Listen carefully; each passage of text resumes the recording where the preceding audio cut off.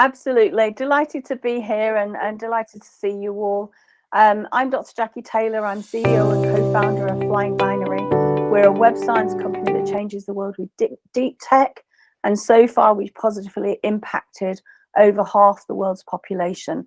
We have a single mission, inclusion, to create and build enabling technology so that we leave no one behind. We founded on that mission in 2009 based on years of research I'd done around how we can change the way our technology industry is structured. And the empathy economy was founded in December 2016 when that was not working. And so since then, got new business models, new approaches, and over 10 million entrepreneurs in 172 countries.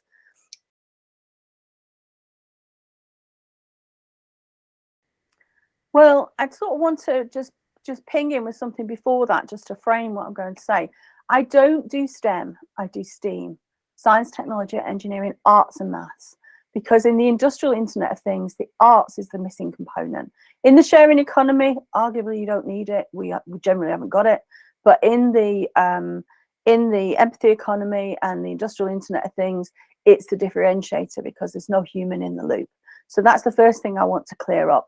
I'm an aerospace engineer. I lost my career having designed a revolutionary new airframe for new jet engine technology, thrilled, won the college prize, all the rest of it, and came back to the company to find out that was a job because the first aircraft were from Saudi Arabia and they didn't want a woman on the production line. So my MD was a pilot friend of mine, and he said, you could solve a mystery for me. Could you go into that computing department and find out what they're doing and what I need to do? And what happened was for 6 weeks, no software was shipped. And I became part of the team in our aircraft industry that actually created the software engineering movement. So I was very much the junior member of that team. But the reality of it is if I'd have done what they were doing in computing, planes would have fallen out of the sky and we would have had deaths on our hands. That was not okay. So take it from that point to now. Essentially, I'm visually disabled and neurodiverse. I believe that's my superpower. I'm a dyslexic thinker. And the technology we build unlock that inclusion agenda. And for me, my entire career, the tech industry's got worse. As a woman in tech who has always done a give back program, I've always worked, doing things like this to encourage more women to come in. There is a bit of me that says, actually know what you're coming into, because it's not a welcoming environment, and engineering particularly not. So I've largely been the only woman anywhere for the last sort of 40 years that's done any of this in the rooms I'm in. And when I think about the United Nations, 293 member states, I'm literally the only woman as well. And EU, and not so much G7, but essentially the tech industry has focused too much on what I call shiny. Tech has been the outcome. Whereas for me, back to that aircraft that I helped design, it was to solve the problem of the noise pollution our aircraft industry was creating in the UK. So it was a societal initiative. Yes, I got to do all the cool wind tunnel testing and all of that stuff, but actually it was about how can our industry think about the impact it has on our population? How can we do better? And that really hasn't moved on as much as it needs to be. So I've predominantly working in this space now because I believe the future of tech is female, and I've got the data to tell you why that is. We won't get into that today. That's a longer conversation. But reality of it is I've been physically and verbally attacked. We've had IP stolen. Some of the ways I've been treated are appalling. So I'm very aware in encouraging women to come into our industry, supporting them to deal with those situations. It's not got better, it's got worse. And so really, I think that events like this are the key. If you know somebody that can mentor you, that's done what you're trying to do, make sure they're female. I run an event every week on LinkedIn to do that mentoring for free, because I'm really aware that access to people like me is paid generally. And obviously I've got quite a wide global agenda, but I make sure that I put at least 2 hours this week, 3 hours to one side to make that happen. The future of tech is female. And I think that, you know, I got in 2009, we formed Flying Binary on that inclusion agenda because I knew it was getting worse. And I felt that for me, I had to stand up and be counted and be one of those women that said, this will not do. We have to build technology for all of our population, not just the male piece, male population. And it's no better really. So it's down to us to advocate, but also I believe that it's down to us to be available for women.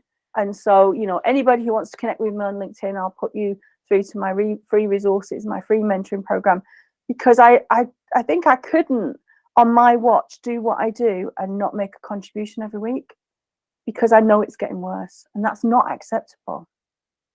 That's incredible. Honestly, Jacqui, the fact that you consciously set, you know, like even just saying this amount of time, I'm dedicating it to giving back, that is so important. And I agree wholeheartedly on mentorship, because whatever career you're in, having that guidance or someone that can, you know, when you have doubts or when you have the imposter syndrome or when you are the only woman in a room, you know, the more work I'm doing on this subject, we did a women in property webinar, and the stories, the anecdotes were really shocking. So yeah, I applaud you, and I think what you're doing is brilliant, and I think mentoring is the way forward. You know, when you say it's got worse, is that in your particular area? Because obviously tech is vast. It is, but as we move out of digital into the deep tech arena, and then the place I work now, which is quantum computing, which replaces classical computing entirely, the barriers are more difficult to climb, and they are less accessible. So as we founded Flying Binary in 2009 to deliver on that. I'm one of the top 10 Internet of Things innovators, knowing that that's our future. But actually, you know, digital made it worse. Deep tech is making it even worse. And from a societal point of view, because that's my motivation, we need to negotiate our way forward, or that dystopian future is a reality. Now, obviously, for me at the moment, that arena is climate change, not on my watch. We are going to master this and we're going to mobilize on this.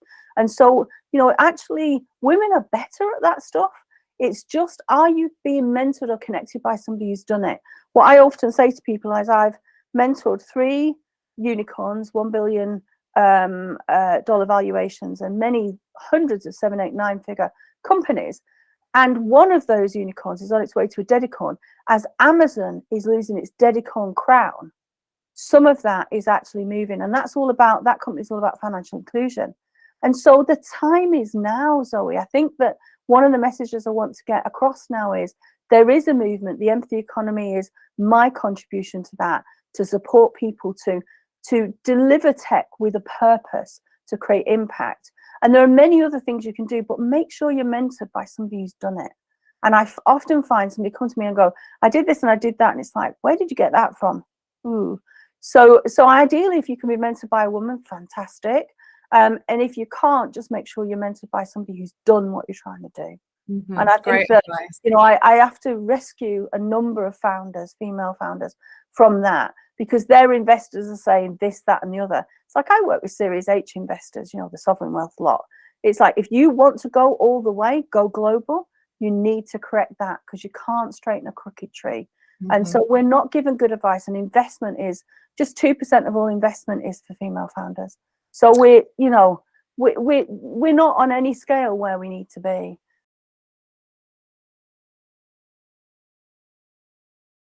I really relate to what Luba and Emily said. Actually, I was just determined.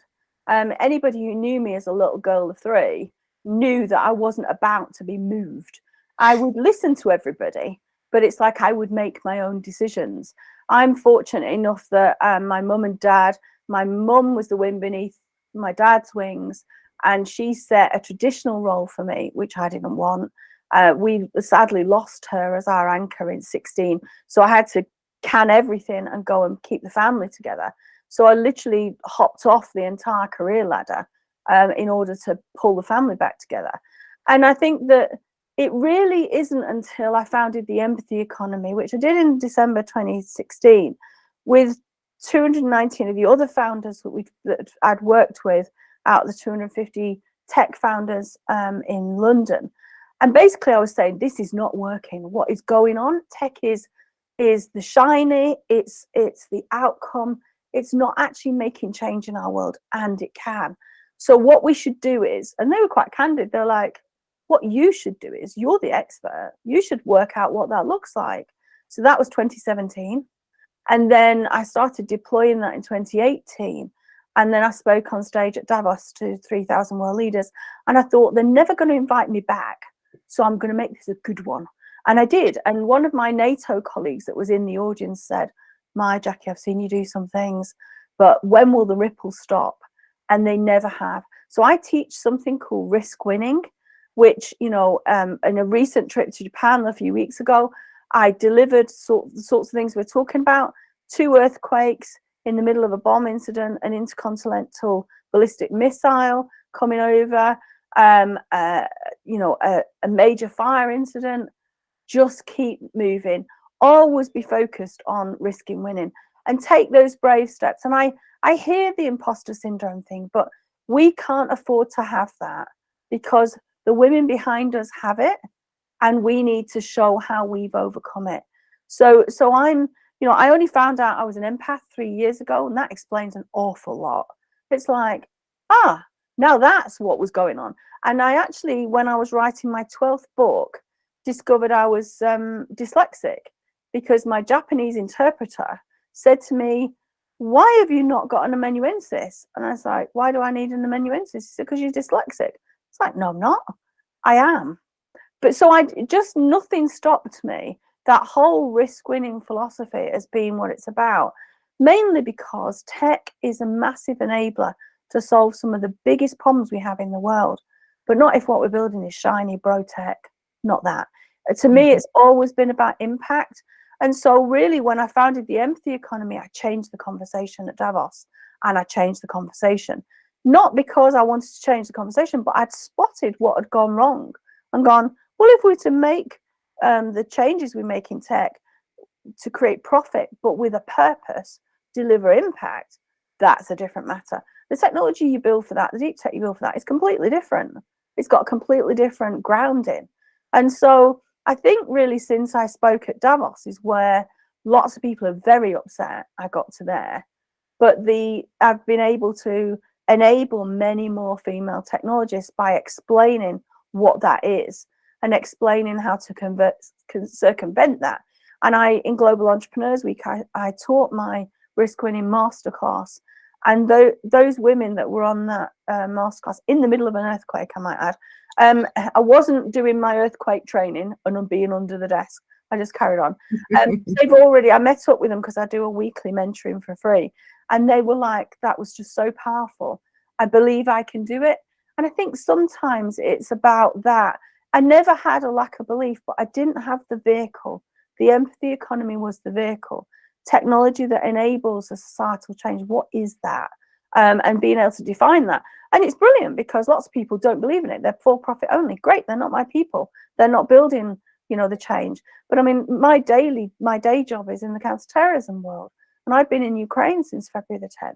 So if you can do what we're talking about in a war footing, and I honestly, when you all find out what's gone on, it's far worse than what you read.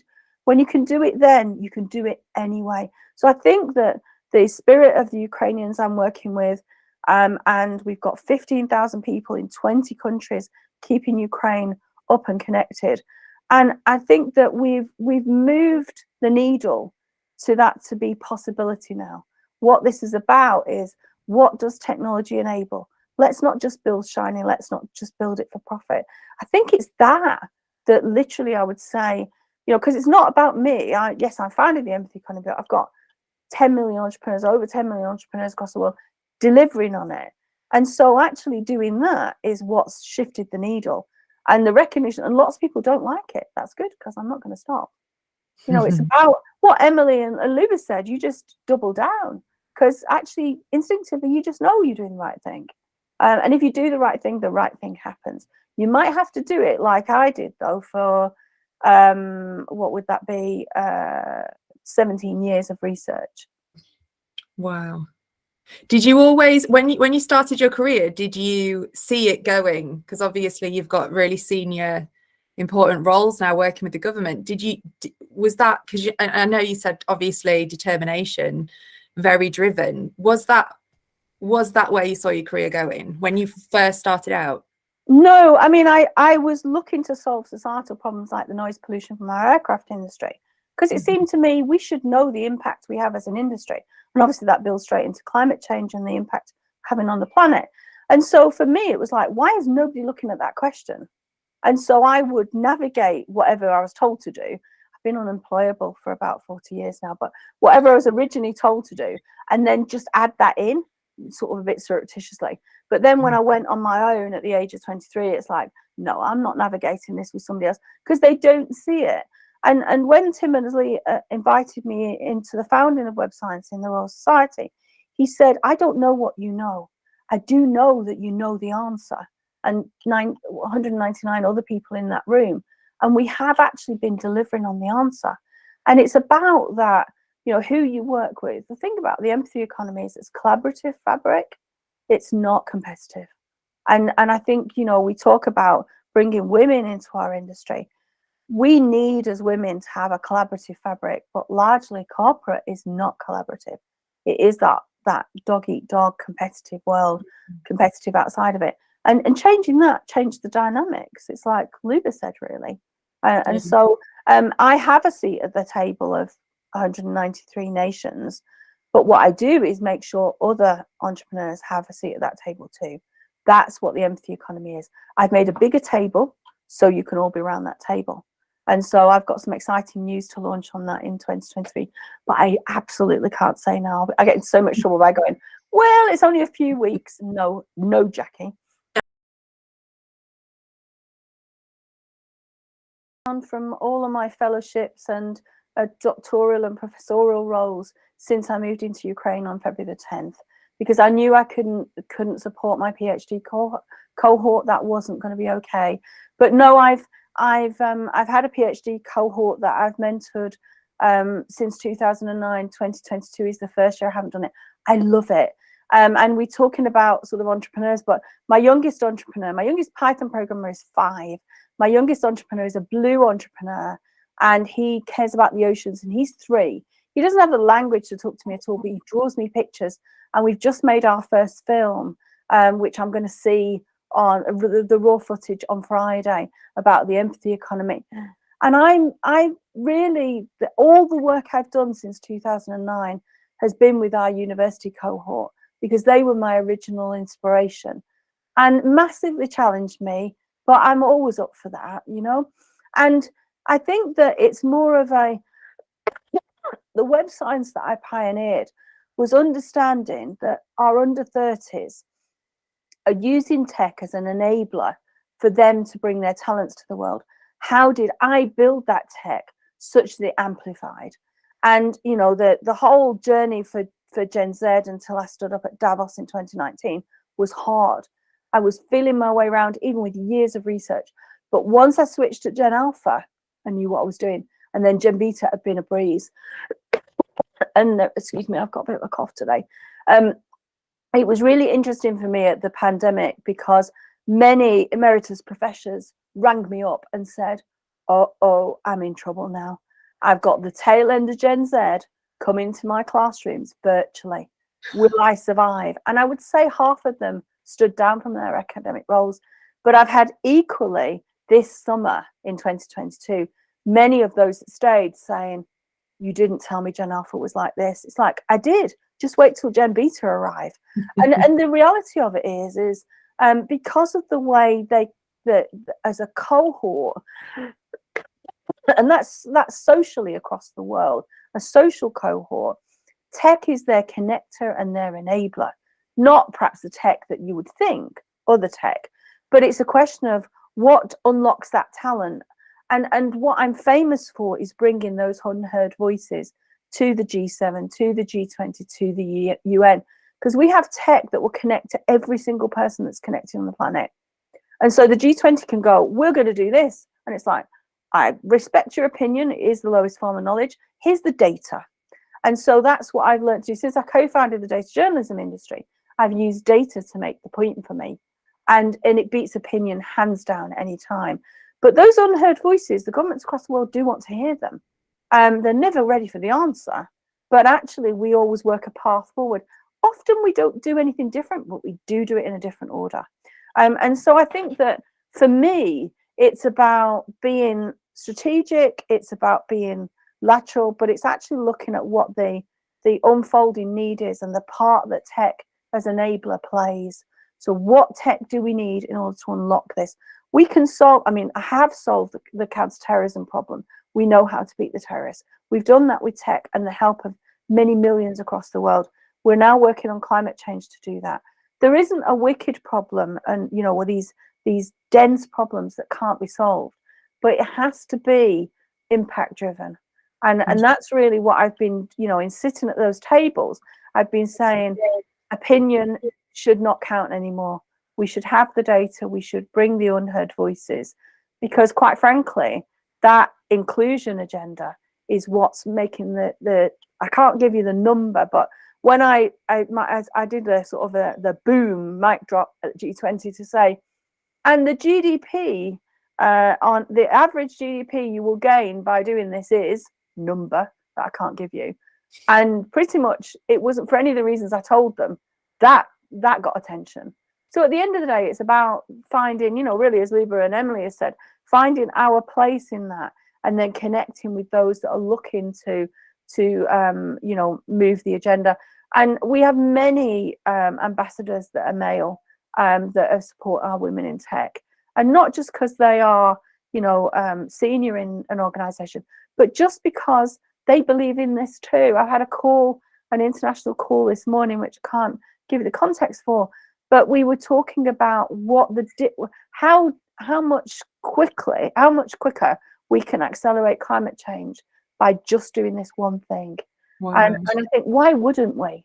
You know, why would we not do that? But I do think what Luba said is right, standing up so that others can. That marvelous Marianne Williamson speech that Nelson Mandela gave when the inauguration of the first Black president in South Africa, our light. We've got to shine in these arenas for others to feel comfortable to follow us, create that bow wave. I think it's hugely important.